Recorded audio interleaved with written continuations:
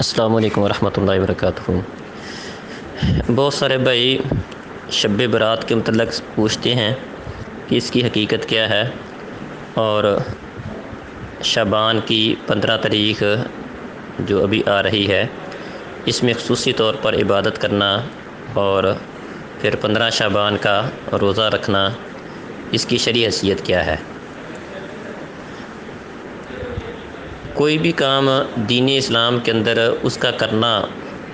ثواب کا باعث اس وقت ہوگا جب اس کی دلیل قرآن یا حدیث سے وجود ہو۔ صحیح بخاری میں حدیث ہے، نبی مکرم صلی اللہ علیہ وسلم کا ارشاد گرامی ہے، من عمل عملا لیس علیہ امرنا فہو رد۔ جو بھی شخص کوئی ایسا کام کرتا ہے جو کام ہم سے ثابت نہیں ہے، ہمارا وہ طریقہ نہیں ہے، ہم نے وہ کر کے نہیں بتایا، کسی بھی طریقے سے وہ نبی مکرم صلی اللہ علیہ وسلم کے قول سے، آپ کے عمل سے، آپ کی تقریر سے، پسند کرنے سے وہ بات ثابت نہیں ہے، اپنی مرضی سے دین اسلام میں کسی کام کا اضافہ کرتا ہے، تو نبی صلی اللہ علیہ وسلم کا ارشاد گرامی ہے کہ وہ اللہ کی بارگاہ میں قبول نہیں ہوگا، مردود ہوگا، اس کام کا اسے کوئی فائدہ نہیں ہوگا، بلکہ ایسا کام دین کے اندر بدعت کہلاتا ہے۔ نبی مکرم صلی اللہ علیہ وسلم اپنے ہر خطبہ کے اندر یہ بات ارشاد فرمایا کرتے تھے، اما بعد فإن خیر الحدیث کتاب اللہ وخیر الہدی ہدی محمد صلی اللہ علیہ وسلم وشر الامور محدثاتها وکل محدثۃ بدعۃ وکل بدعۃ ضلالہ وکل ضلالۃ فی النار، کہ سب سے بہترین بات اللہ کی بات ہے اور سب سے بہترین طریقہ نبی مکرم صلی اللہ علیہ وسلم کا طریقہ ہے، اور سب سے برا کام وہ ہے جو دین کے اندر نیا ایجاد کیا جائے، اور دین کے اندر ہر نیا ایجاد کردہ کام گمراہی ہے، اور ہر گمراہی آگ میں ہے۔ تو شب برات کے حوالے سے لوگوں نے معروف کیا ہوا ہے کہ بلکہ بعض لوگ اس کو اس رات کے متعلق اس طرح کی باتیں کرتے ہیں کہ اس میں قسمت کے فیصلے ہوتے ہیں، سال بھر کے فیصلے، سال بھر کے کاموں کے فیصلے اس میں کیے جاتے ہیں، اور اس مقصد کے لیے سورہ الدخان کی آیت بھی پڑھتے ہیں جس میں اللہ رب العزت کا فرمان ہے کہ انا انزلناہ فی لیلۃ مبارکۃ انا کنا منذرین فیہا یفرق کل امر حکیم، تو کہ ہم نے اس قرآن کو ایک بہت برکت والی رات میں اتارا ہے، بے شک ہم ڈرانے والے تھے، اسی میں ہر محکم کام کا فیصلہ کیا جاتا ہے۔ تو بعض لوگ اس آیت سے مراد اس آیت میں جس رات کا ذکر ہوا ہے اس سے مراد شب برات اس کو نام دے کر 15 شعبان کو وہ مراد لیتے ہیں،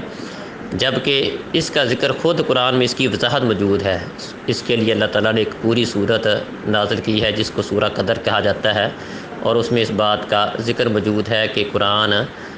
وہ لیلۃ القدر میں رات اس کا نزول شروع ہوا تھا، اور لیلۃ القدر جو ہے وہ بالاتفاق رمضان میں ہوتی ہے۔ تو اس رات کا تعلق لیلۃ القدر کے ساتھ ہے، اور لیلۃ القدر رمضان میں ہے، وہ اس کا تعلق شعبان کے ساتھ نہیں ہے، شعبان کی 15 تاریخ کے ساتھ نہیں ہے۔ تو اسی طرح کچھ احادیث بھی ایسی بیان کی جاتی ہیں جس میں اس بات کا ذکر موجود ہے کہ اس میں خصوصی عبادت وغیرہ کرنے کا، لیکن وہ احادیث سخت ضعیف ہے۔ تو بہرحال خلاصتاً یہ بات ہے کہ 15 شعبان کی رات کے حوالے سے نہ ہی اس رات کی فضیلت میں خصوصی طور پر عبادات کا اہتمام کرنے کے حوالے سے، یا اس میں کوئی کھانے پکانے، چراغاں کرنے اور اس طرح کے معاملات کرنے کی کوئی دلیل صحیح حدیث سے ثابت نہیں ہے، اور نہ ہی شعبان کی 15 تاریخ کا روزہ رکھنا یہ خصوصی اہتمام کے ساتھ یہ نبی کرم صلی اللہ علیہ وسلم سے ثابت نہیں ہے۔ تو اس طرح کی جتنی احادیث بیان کی جاتی ہیں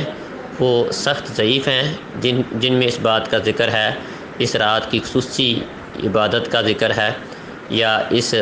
اگلے دن کے روزے کا ذکر ہے، وہ صحیح سند کے ساتھ نبی صلی اللہ علیہ وسلم سے ثابت نہیں ہے، اور نہ ہی یہ کام نبی مکرم صلی اللہ علیہ وسلم نے اور آپ کے صحابہ نے اس رات کا کوئی خصوصی عبادت کا اہتمام کیا ہو، آپ کے صحابہ نے کیا ہو، یہ قطعاً ثابت نہیں ہے۔ بعض لوگ اس طرح کا پروپیگنڈا کرتے ہیں کہ اس کے لیے ضروری نہیں ہے کہ اللہ کے رسول سے ثابت ہو تو پھر ہی کرے، پہلے لوگوں سے ثابت ہو پھر ہی کرے، اچھا کام ہے کرنے میں کیا حرج ہے؟ بھئی دین میں کوئی بھی اچھا کام وہ اچھا اس وقت بنے گا جب نبی کرم صلی اللہ علیہ وسلم سے اس کا کرنا ثابت ہو، آپ کی مہر لگے گی تو وہ دین بنے گا اور دین میں وہ کام اچھا شمار ہوگا۔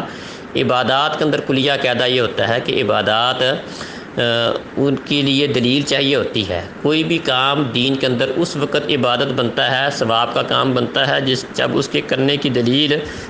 شریعت کے اندر موجود ہو، قرآن و حدیث سے اس کی دلیل موجود ہو۔ اگر اس کی دلیل موجود نہ ہو تو وہ بدعت کہلاتا ہے۔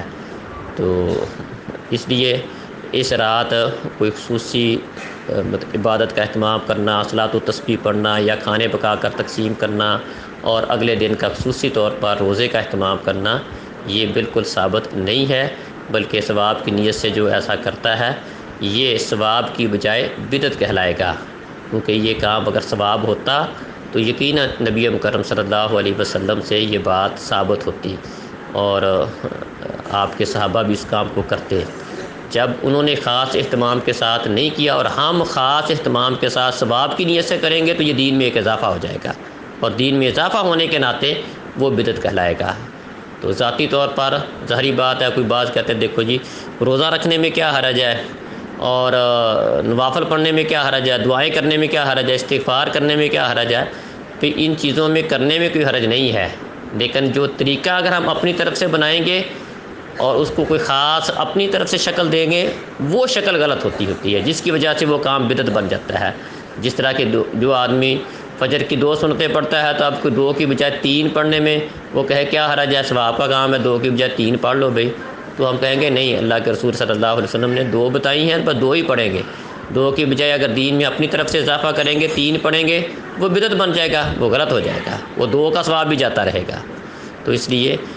اس رات میں خصوصی عبادت کا اہتمام کرنا یا اگلے دن کا ثواب سمجھ کے روزے کا اہتمام کرنا تو یہ قرآن و حدیث سے یہ بات ثابت نہیں ہے۔ واللہ اعلم بالصواب۔ السلام علیکم ورحمۃ اللہ۔